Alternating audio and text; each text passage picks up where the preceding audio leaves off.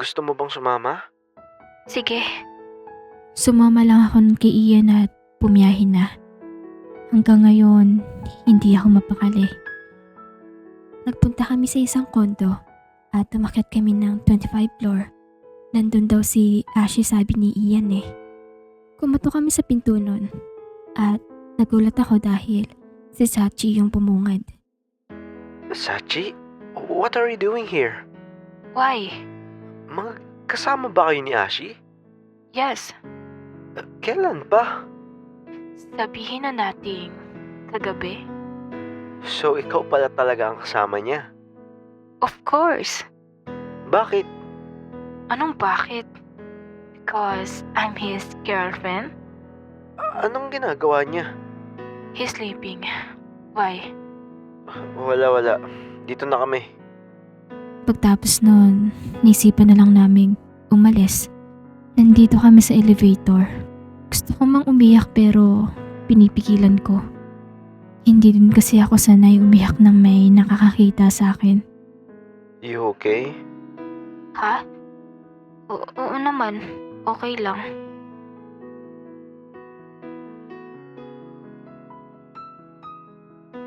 Napakasinungaling talaga. Manloloko. Wala akong ginawa that time kundi ang umiyak. Habang gumagawa ko ng activities, napansin ko na nag-chat sa akin si Ashi. Wala akong balak tignan kung ano yun. Pero dahil sa curious, chinek ko kung ano yun. Hey Mira, I'm home.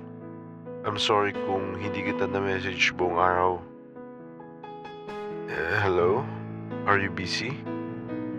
Scene? May problema ba? Okay, busy ka nga siguro. Kita na lang tayo mamaya.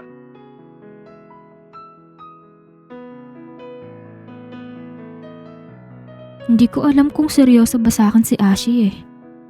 Di pa nagiging kami pero ganyan na. Mira, nandito ako ngayon sa labas. Antayin kita after class niyo. Habang naglalakad ako palabas, nakita ko na si Ashi. Nakangiti siya sa akin, malayo pa lang. Ayan na naman siya sa mga ngiti niyang alam niya na kahinaan ko. Ba't ganyan itsura mo? Mag-usap tayo. Sorry, nalasing lang ako ng sobra. Sorry kung hindi na kita na-message buong araw. Bakit ka umiiyak? Tumigil ka na sa panliligaw. Kalimutan mo na may pinag-usapan tayo. Mira, ano bang problema? Bakit naman ganito bigla? Di mo alam? Oo, nagkamali nga ako. Hindi kita kinausap buong araw. Nagpakalasing ako. Mali ko yun.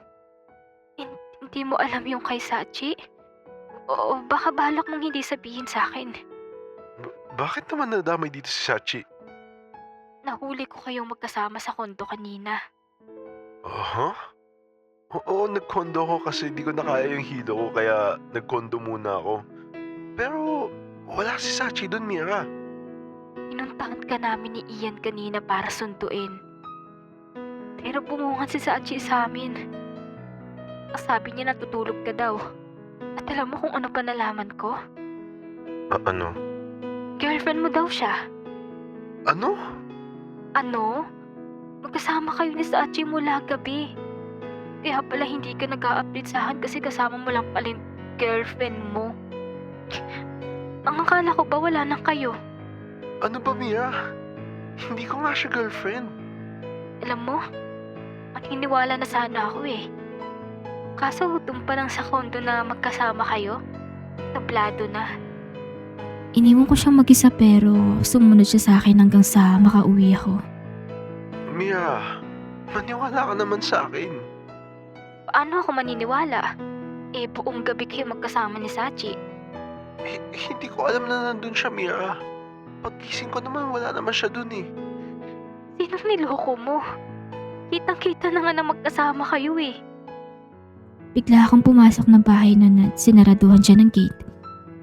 Iyak ako ng iyak kasi nasaktan ako eh. Ganto ba siya?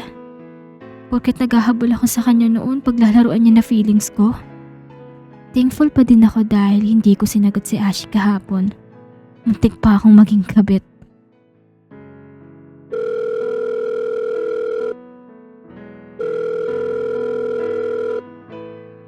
Gusto ko mang sagutin ang tawag niya pero masakit pa din sa akin ang lahat.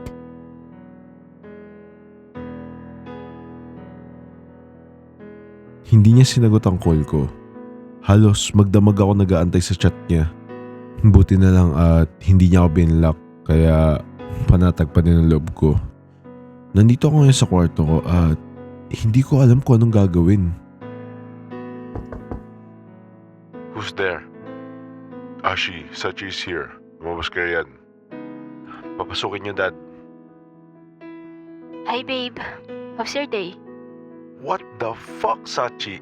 Ano na naman ba ginawa mo? Why? Ano ba yun? Sinundan mo ba ako sa kondo? Oo. Masama ba? Tsaka, bakit ba nagagalit ka? Hanggang dito ba naman, Sachi? Kailan mo ba ako hahayaan? Why? Ano bang masama sa pagsunod ko sa'yo sa kondo? Nag-aalala lang naman ako sa'yo kasi hindi ka nagre-reply ng mga chats ko. Hinayaan mo na lang sana ako.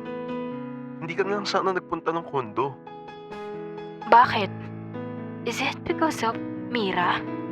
Dahil ba ayaw mong makita niya? Akala mo ba hindi ko napapansin mga kinikilos mo tuwing kaharap mo si Mira? What do you mean? Hindi ako bulag, Ashi. Kitang-kita ko kung paano mo siya tignan. Ano bang meron siya na wala ako? Do you like her? Hindi ka pwedeng magkagusto sa iba dahil akin ka lang. Noon yun. Pero hindi na ngayon. Puro na lang ba sarili mo iniisip mo? Paano naman ako? Anong paano ka? Okay naman tayo ah. Hindi ka na ba masaya sa akin? Ayaw mo na ba sa akin? Paano ako sasaya sa'yo? Sarili mo lang naman iniisip mo. Matagal nang wala lang tayo, Sachi. Kaya stop pretending na may tayo pa. Pretending? So, sinasabi mo ba na nagpapanggap lang tayo? Hindi mo talaga gusto na balikan ako? Bakit kita babalikan? Para ikaw lang maging masaya? Asan yung lalaking pinalit mo sa akin? Ano? Niloko ka din ba niya? Ang bilis ba na karma? Bigla niya akong sinampal kaya hindi ko na natuloy ang sasabihin ko. Bigla na lang tumulo ang luha niya. Pero wala man lang naging epekto sa akin ang pag-iyak niyang yun. I hate you. Bigla siya lumabas ng kwarto at nakahinga ako ng maluwag. Si Sachi ang first girlfriend ko noon. Minahal ko siya ng totoo. Lahat ng gusto niya, binibigay ko. Pero dahil lang sa nakilala niyang lalaki sa bar, pinagpalit niya ako. Konting harot lang sa kanya, bumigay na kagad siya. Ang masakit pa, nalaman ko din na may nangyari sa kanila. So, I broke up with her. Si Sachi yung tipo na hindi niya ibibigay yung buong atensyon niya sa'yo. Hindi niya kaya mag-focus sa akin. Lagi na lang ako may kaagaw sa oras niya. Mas nakakasama niya pa nga yung mga kaibigan niya kaysa sa akin eh. Pero kahit ganun, nagstay pa din ako kasi mahal ko. Halos magbakaawa ako humingi ng atensyon sa kanya. Kahit niya simpleng update, hindi niya magawa eh. Nag-overthink ako habang siya nagsasaya. Hindi ko siya pinagbabawalan kasi ayoko naman pigilan siya sa mga gusto niya. Lumipas ng ilang taon nun, nakamove on din ako sa kanya. Pero nung time na nakamove on ako, bigla siyang bumabalik. Nagmamakaawa siya magbalikan kami. But I declined. She courts me almost every day. Pero hindi pa din ako nagpapadala. Pero nagulat ako kasi ang sabi niya tatapusin niya daw yung buhay niya kapag di ko siya binalikan. Natakot ako. Natakot akong may mawala ng buhay ng dahil sa akin. Kaya pumayag ako. Kung kailan hindi ko na siya kailangan, doon naman siya bumabawi. Pero baliwala na sa akin yun. Nakamove on na ako. Masaya na ako sa buhay na meron ako. Para lang mabuhay siya, pumayag ako sa gusto niya. At dito na nga dumating si Mira sa buhay ko. Lagi niya akong kinukulit pero umiiwas ako. Pero lapit pa rin siya ng lapit sa akin. Natatakot akong magkagusto sa kanya. Baka mangyari ulit sa akin yung ginawa ni Sachi. Pero iba si Mira. Consistent niya akong kinukulit. Halos araw-araw siya nag-update sa akin. Sa totoo lang, ayoko talaga na mas bata sa akin. Pero nang dahil kay Mira nagbago yun. Kahit na tinataboy ko siya parang wala lang sa kanya. Yung mga bagay na hindi mabigay ni Sachi nung kami pa, nagagawa yun ni Mira. Partida, hindi pa kami nun. Pero ganun niya nakabigyan ng atensyon. What more maging kami? Bigla nawala ang ngiti ko nang naalala ko na hindi pala kami okay ngayon ni Mira. Ayoko mawala sa akin si Mira.